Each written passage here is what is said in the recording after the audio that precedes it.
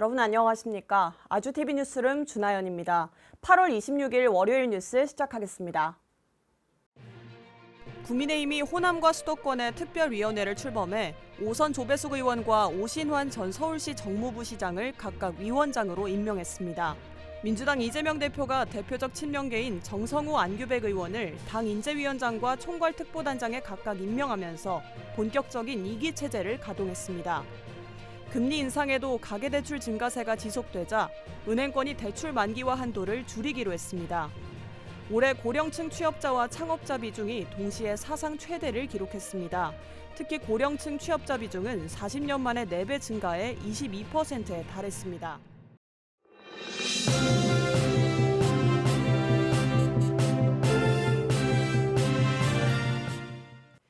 국민의힘이 호남과 수도권에서 당 지지도를 높이겠다며 특별위원회를 만들었습니다. 지역별 위원장으로는 오선 조배숙 의원과 오신환 전 서울시 정무부시장을 각각 임명했습니다. 국민의힘은 당 지지도 향상을 위해 호남의 호남 동행 특별위원회를, 수도권의 수도권 비전 특별위원회를 출범했습니다. 호남 지역 위원장으로는 오선 비례대표 조배숙 의원을, 수도권의 위원장으로는 오신환 전 서울시 정무부시장을 임명했습니다. 호남 출신인 조 의원은 호남 쪽 지지도를 높여 당 선호도의 지역 간 불균형을 줄이겠다고 밝혔습니다. 오 전 부시장은 수도권의 총선 4면패 원인과 대책을 파악해 외연 확장을 위해 최선을 다하겠다고 약속했습니다. 한동훈 대표는 지금은 당의 내실과 체질을 강화할 때라며 두 위원회를 출범한 배경을 설명했습니다. 한편 당의 인재영입 위원장에는 삼성전자 대표를 지낸 고동진 의원이, 법률자문위원장에는 주진우 의원이 각각 임명됐습니다. 민주당 이재명 대표가 대표적 친명계인 정성우 의원을 당 인재위원장으로 임명했습니다. 또 다른 친명계인 안규백 의원은 총괄특보단장으로 임명하면서 이재명 2기 체제가 본격적으로 구성됐습니다. 더불어민주당 이재명 대표가 친이재명계의 좌장으로 불리는 정성우 의원을 당 인재위원장에 임명했습니다. 인재위원회는 이 대표가 당에서 비중을 두는 위원회인 만큼 오선 중진인 정 의원에게 위원장을 맡기기로 했다고 전했습니다. 이 대표는 또 오선 안규백 의원을 당 대표 총괄특보단장 자리에 앉혔습니다. 조승래 수석대변인은 주요 당직자 인선이 완성된 셈이라며 앞으로 본격적인 이재명 대표 2기 체제가 가동될 것이라고 밝혔습니다. 대표적인 친명 중진으로 꼽히는 두 사람이 임명된 것과 관련해 당 안팎에서는 이 대표가 다음 대선까지 내다보고 체제를 구성했다는 평가가 나옵니다. 한편 민주당은 당내에 윤 정부의 독도 지우기 의혹과 의료 대란 대응을 위한 위원회도 설치하기로 했습니다. 은행권이 금리를 인상했는데도 가계대출 증가세가 꺾이지 않고 있는데요. 이에 은행권이 결국 대출 만기와 한도를 축소하기로 했습니다. 은행권이 가계대출 급증세를 완화하기 위해 결국 대출 만기와 한도 축소 조치에 들어갔습니다. 금융당국의 압박으로 약 2달 동안 금리를 높여왔지만 대출 수요 폭주를 막기에는 역부족으로 판단한 것으로 보입니다. 금융권에 따르면 KB국민은행은 오는 29일부터 최장 50년이었던 수도권의 주택담보대출 기간을 30년으로 줄일 예정입니다. 주택을 담보로 하는 생활안정자금 대출도 지금까지는 한도가 없었지만 앞으로는 물건별 1억 원으로 제한됩니다. 신규 주택담보대출의 모기지 보험인 MCI와 MCG 폐지를 통해서도 대출 한도 축소 효과를 낼 계획인데 이렇게 되면 소액 임차보증금을 뺀 금액만 대출할 수 있습니다. 은행 관계자는 이와 관련해 연봉 5천만 원인 대출자를 기준으로 MCI 제한까지 고려하면 서울의 경우 대출 한도가 1억 원 이상 줄어들 것으로 예상했습니다.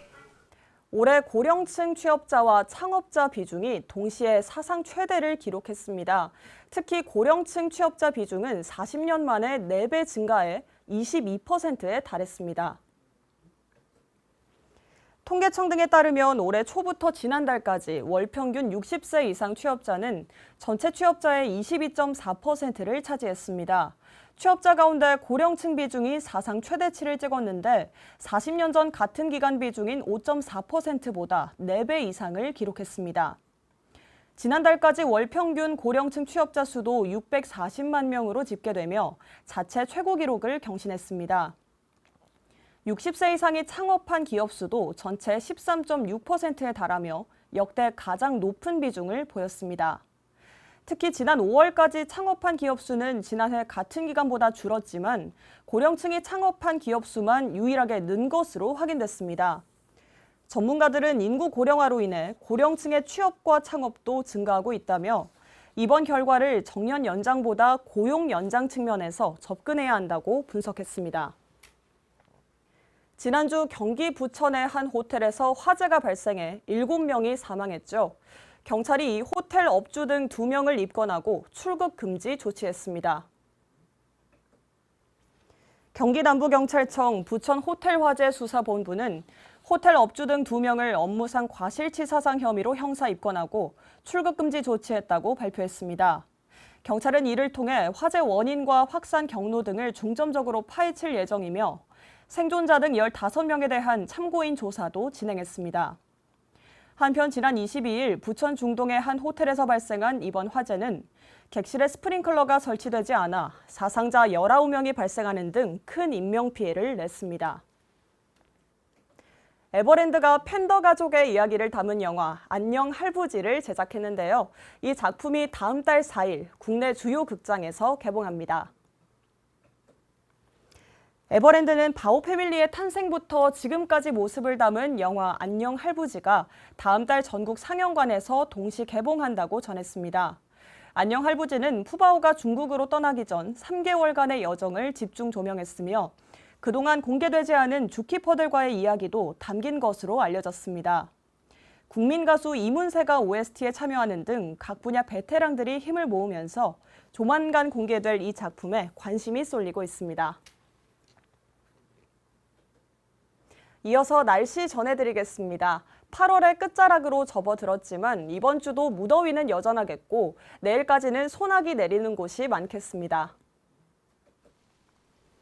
어느덧 8월의 마지막 주가 다가왔지만 오늘도 한낮에는 찜통더위가 계속됐습니다. 하루 동안 전국 대체로 흐린 가운데 소나기가 내리는 곳이 많았습니다. 밤까지 곳곳에 소나기가 이어지겠습니다.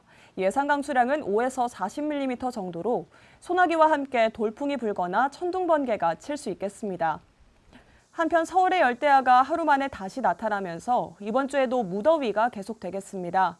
내일도 서울과 대전이 32도, 대구 33도로 오늘과 비슷한 낮 기온 보이겠습니다. 내일도 소나기가 내리는 곳이 많겠고 동해안과 제주에는 모레까지 비가 내리겠습니다. 오늘 준비된 뉴스는 여기까지입니다. 월요일 아주TV 뉴스룸 마칩니다. 저희는 내일 저녁 5시에 다시 찾아뵙겠습니다. 시청해주신 여러분 고맙습니다.